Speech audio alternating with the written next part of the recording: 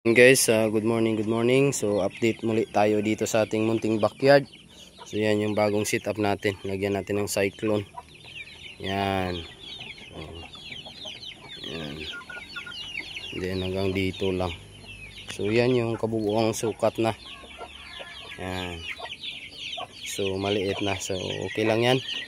This pinagkasya lang natin yung ating mga kulungan. So yan yung ating 4 months old na Cobra chicken cross sa heritage. So yan yung kinalabasan niya.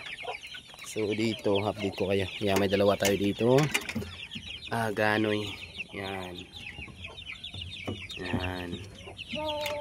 2 months old.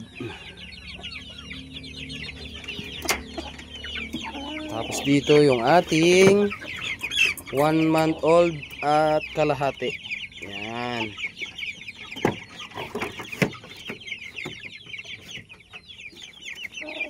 Yan, dito din yung ating going 2 months old.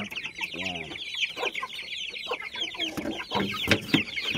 Tapos to sa kabila, upgraded natin na kasi yung nanay na to is Kulo cross sa native. And then yung tatay nila is yung Dongtao chicken. So maraming pasisiyo yun, guys. Daming mga pasisiyo. Yan, dito yung ating yan. Yan.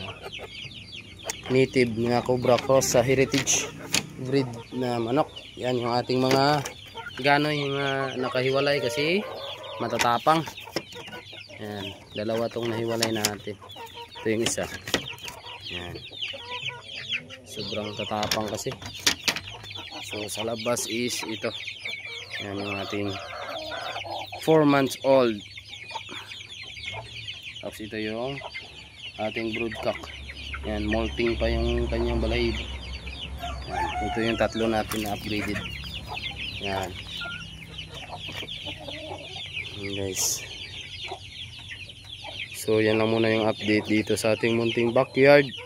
Yan. So God bless to everyone and good morning.